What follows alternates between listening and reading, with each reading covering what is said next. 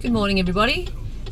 Hope you're all doing well. I thought I'd share just in regards to some of the occurrences that happened to me. It's been happening to me just before the moon that just came last night, a beautiful blood moon, and I noticed that I had been feeling agitation. I felt increased heart rate. I felt edgy, and I guess I wasn't able to catch any thoughts that were relevant to why I was feeling that way, but that the possibility of sometimes we don't know what's upsetting us or what's making us feel anxious, but what we do is we feed it.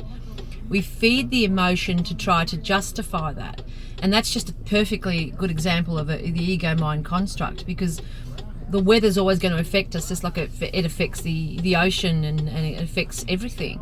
Our weather does affect us, and I acknowledge that when it is a full moon, I become more activity in the mind. So when there's more activity in the mind, sometimes you just have a feeling of being unable to really hold that space.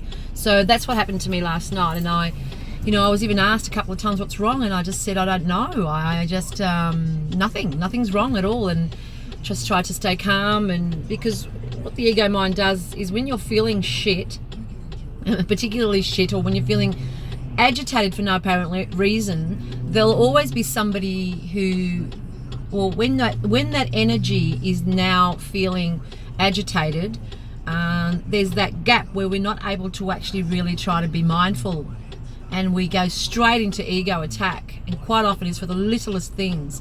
Looking back now at when I was premenstrual to the week, and I've noticed it with a lot of women, including my own girls, that there is this agitation that you can't explain.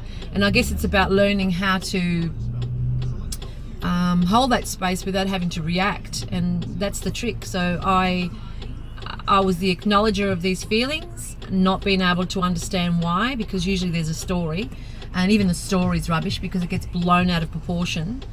So then I stayed in that feeling, and then there was those other thoughts that came in about not enough sleep and blah blah blah.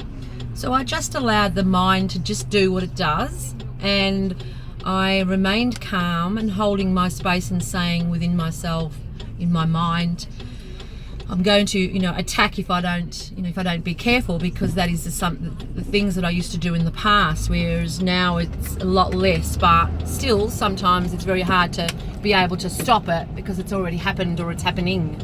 So yeah, it was really interesting for me as a really great, huge growth, that I remained calm even though the inside was really going crazy, and had a little sleep. And today I still feel that little bit of the elevated heart rate agitation, but I'm realizing that bringing my mind back to the moment and here, that it's just beautiful, and it's not feeding the emotion and not feeding the apparent physical symptoms of my body.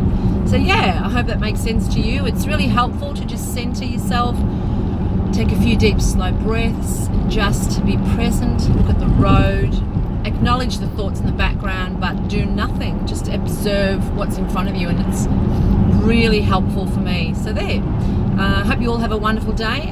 Also, I want to add that if we don't become mindful to our day-to-day, ongoing life, and we're not mindful, it's always that trap that we fall into and we play victim with, because it's just what happens. And it's I always talk about, people say to me, what do you mean we're not real, this isn't real? And what I talk about is that the mind concept is all we are. The body is constantly changing. So when I say we're not real and this isn't real, I'm saying that the stories that we tell ourselves about things are not real, and quite often they're not. The beautiful thing is that you can swap and change that when you practice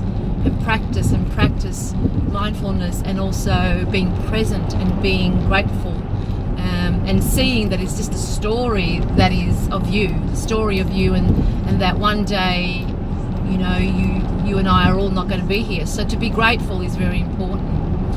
Okay, my lovelies, I hope you have a beautiful day, and we'll speak soon. Love you. Bye.